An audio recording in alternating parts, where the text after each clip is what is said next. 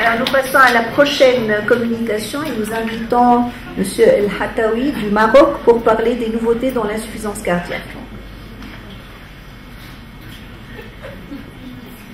Galant quand même. Hein. On va pas dire qu'il y a plus de galants.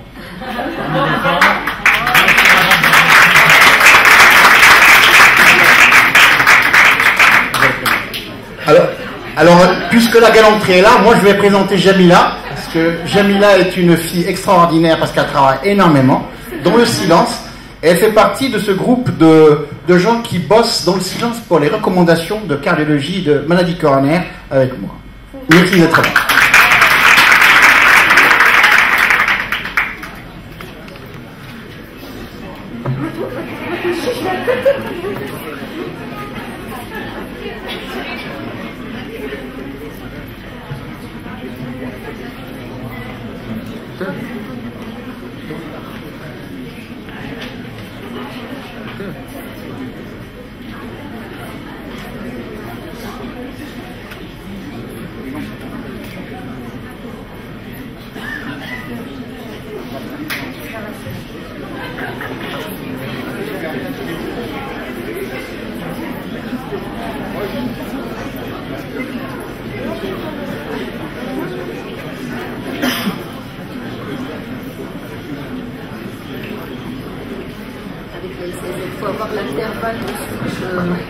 Merci, Chérif, pour tes gentils mots. Merci, chers collègues amis.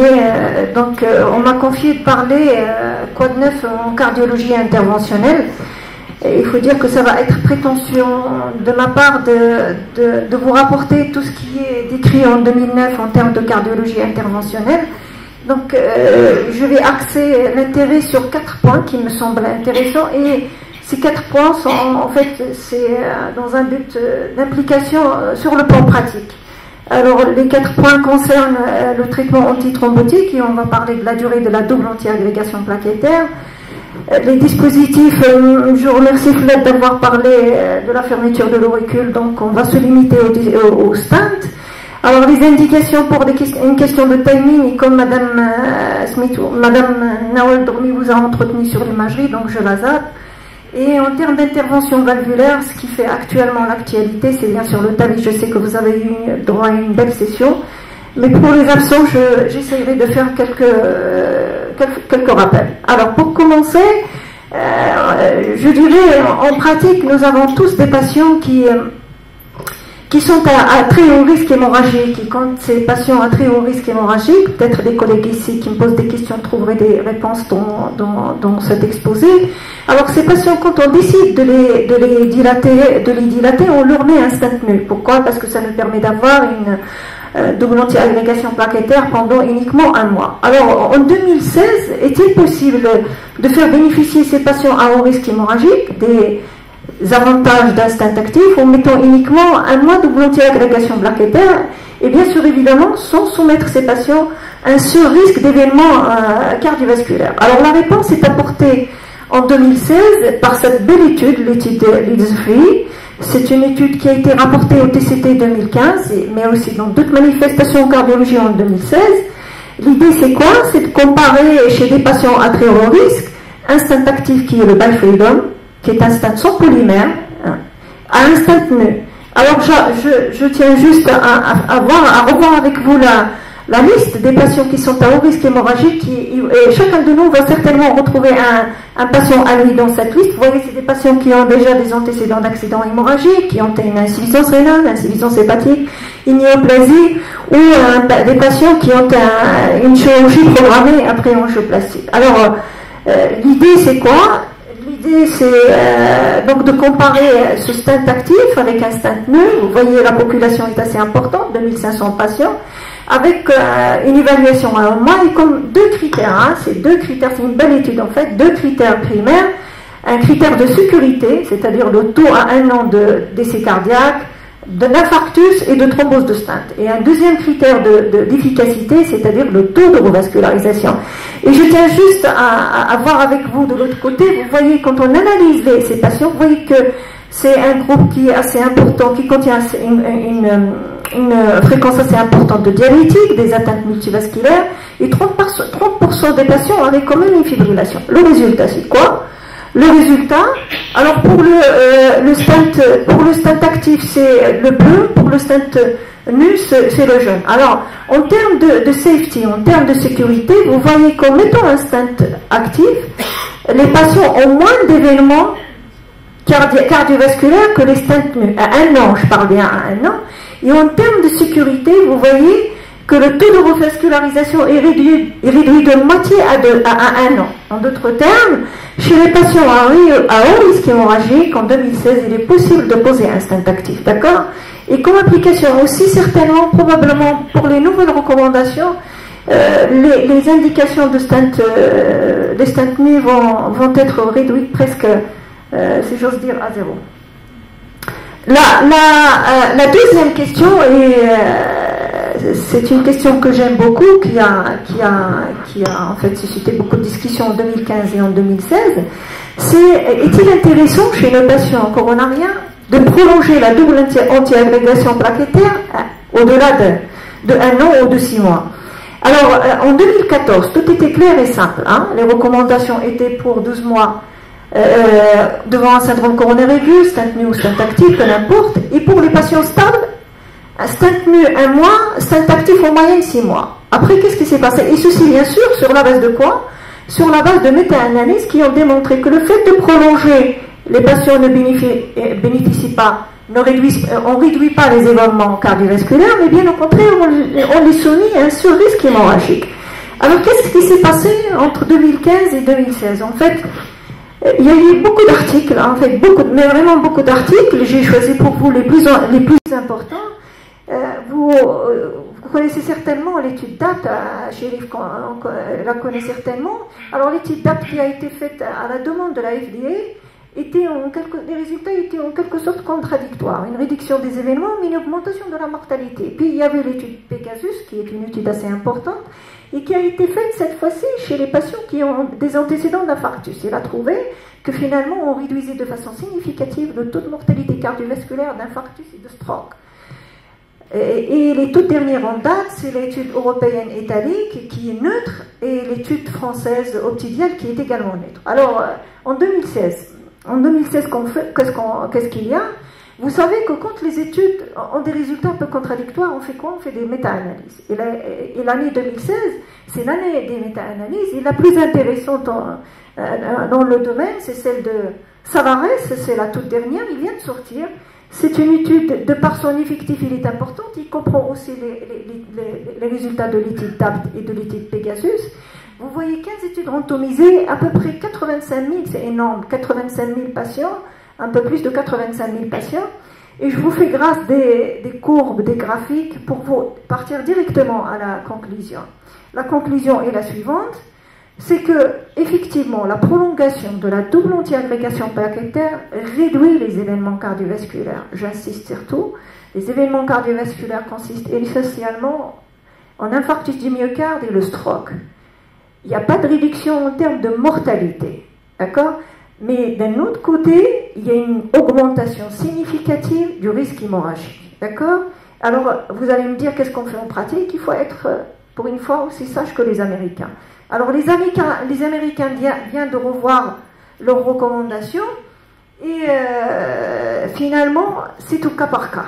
C'est-à-dire que vous faites une stratification individuelle du risque ischémique et du risque thrombotique. Voyez, et quand le patient est à haut risque d'événements ischémiques et thrombotiques et à faible risque hémorragique, vous êtes effectivement en droit de prolonger la double antiagrégation plaquettaire. C'était donc pour la double antiagrégation plaquettaire. Qu'en est-il pour les dispositifs, les stents? Alors les stents, vous savez que les BVS, c'est des stents biorésorbables. On les appelle aussi les scapholds. Vous savez que c'est la 4e révolution de l'angioplastie. Mais avant de les aborder, je sais très bien qu'en 2016, Chérif Abdelkhiran va m'en vouloir, en 2016, on ne compare plus les stents nus et les stents actifs. Moi, j'étais interpellée par une belle étude, ça s'appelle l'étude Norstent. L'étude Norstent, c'est une étude norvégienne qui vient d'être publiée dans le New England Journal et qui vient être aussi présentée au congrès de la Société européenne de cardiologie du mois d'août à Rome. Alors c'est une étude, regardez bien, c'est une étude qui a concerné à peu près 9000 patients sur 6 mois, d'accord, et qui a comparé le stent actif au stent nu. Ah, et c'est en plus c'est des outcomes cliniques, hein, il n'y a pas d'angiographie là-dedans, c'est-à-dire vous et moi, en pratique. Alors pour les cathétériseurs, j'ai dressé ici les stents utilisés dans l'étude. Vous voyez que c'est 95% de la nouvelle génération, et pour les stents nus, ce qu'on utilise d'habitude Ce que j'ai trouvé aussi intéressant dans l'étude, c'est que le deuxième anti-agrégant plaquettaire, c'est le Norvège. Le deuxième anti-agrégant plaquettaire, c'est le clopidogrel. Et ça ressemble exactement à notre pratique courante. Alors le résultat à 6 mois, regardez. Avant les résultats, j'ai aussi essayé d'analyser de près la population. Vous voyez que c'est une étude qui a compris une population assez importante de diabétiques, et en termes de lésions, chose qui est assez étonnante, c'est que la moitié des lésions étaient des lésions complexes, qui de principe, on peut poser un stent actif. Vous voyez, il y a des bifurcations, des occlusions chroniques, des lésions calcifiées, des lésions ostiales. Alors en termes de résultats, regardez. Intuitivement, les deux courbes, quand on a donc peu importe le bleu ou le rouge, les deux courbes se superposent, ce qui suppose qu'il n'y a pas de différence. Alors il n'y a pas de différence en termes de quoi? En termes de critères primaires, c'est-à-dire la mortalité et l'infarctus. Il n'y a pas aussi de différence en termes de thrombose de stent. En d'autres termes, et ça c'est le plus important à mon sens en pratique, c'est que quand vous mettez un stent actif, vous ne le mettez pas pour réduire le décès, le taux de mortalité, ni le taux d'infarctus, ni le taux de thrombose de stent. Vous le mettez uniquement dans un seul sens. C'est dans le sens de réduire... Non,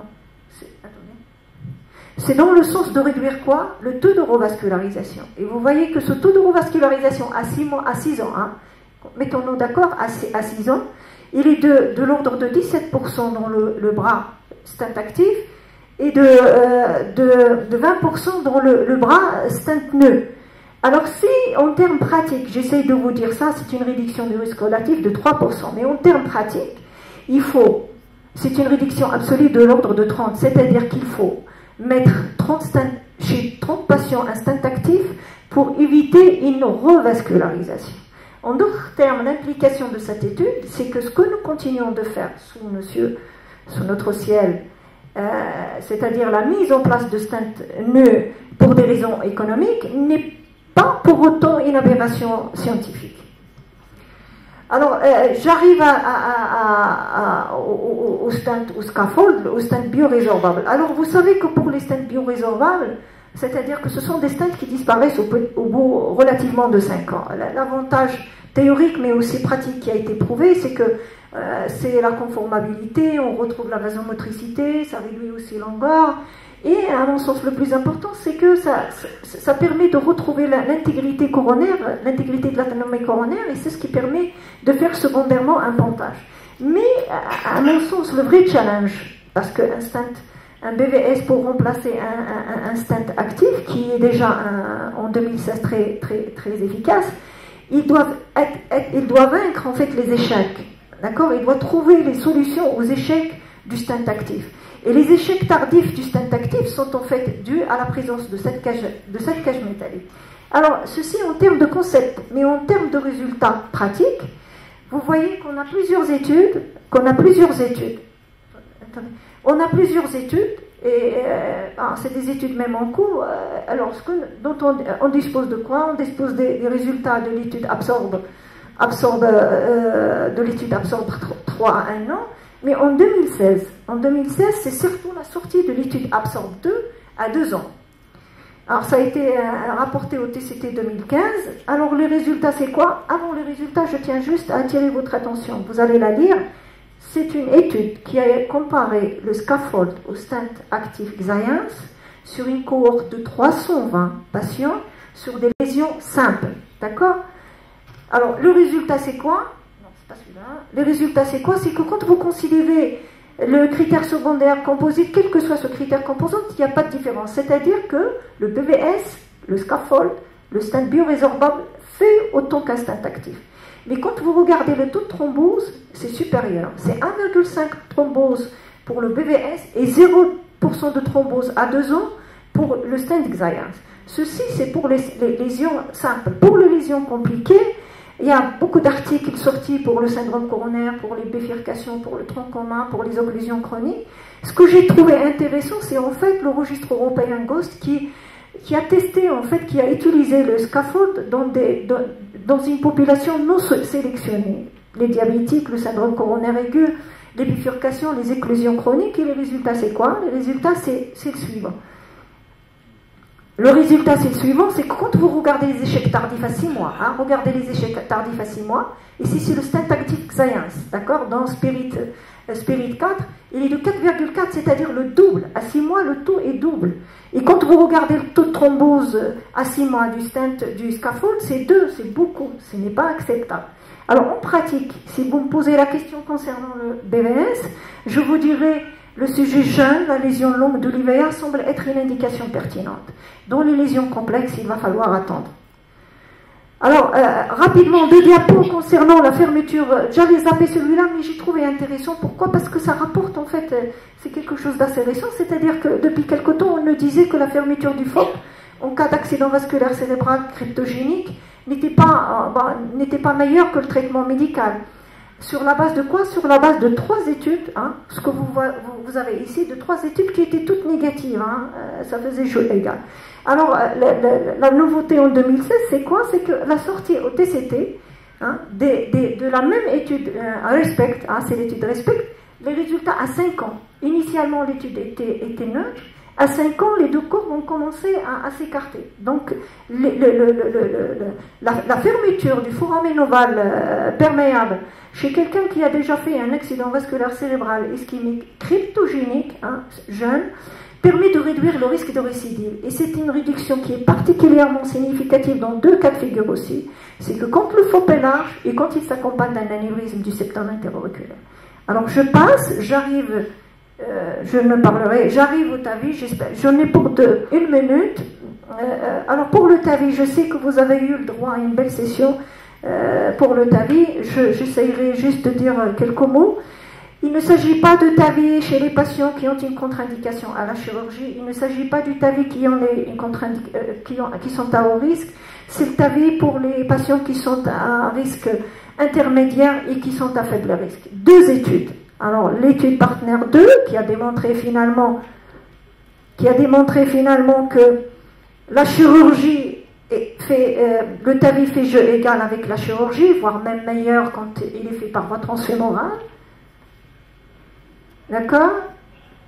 Et l'étude Sapien 3, avec la prothèse Sapien 3, qui a démontré que quoi? Qu'en termes, il y a 2 tendons d'Achille en fait pour le TAVI. Les 2 tendons d'Achille, c'est le stroke et la fuite paraprothétique. Et vous voyez qu'avec la valve Sapien 3, le stroke est vraiment similaire à celui de la chirurgie, il est d'à peu près 1%, et pour la fuite paraprothétique modérée, il est inférieur à 4%. Et donc, logiquement, quand vous regardez les choses sous cet angle, alors quand vous regardez la mortalité du TAVI à 30 jours, qui est passé de 6,3 à 1,1 à 1,1, il est vraiment intuitif de penser au TAVI chez les patients à faible risque. Et je pense que l'étude Notion est déjà la preuve du concept et qu'il va falloir attendre bien sûr les résultats de l'étude Partner 3. En conclusion, si je dois m'en résumer, je dirais oui pour le stent actif chez le patient à haut risque avec 1 mois de double anti-agrégation plaquettaire. Je dirais oui pour la prolongation de la double anti-agrégation plaquettaire chez le sujet à haut risque embolique et thrombotique à faible risque hémorragique. Je dirais que les stents nus que nous continuons à utiliser pour des raisons économiques n'est pas complètement une aberration, que le BVS est une bonne indication, sujet jeune, lésion longue de l'IVA ailleurs, il va falloir attendre, que oui pour la fermeture du FOP large, pour la prévention de la récidive FOP large avec anévrisme du septum interauriculaire, et pour le TAVI, à mon sens, le challenge n'est plus l'indication. Le véritable challenge du TAVI, c'est le résultat à long terme. Merci.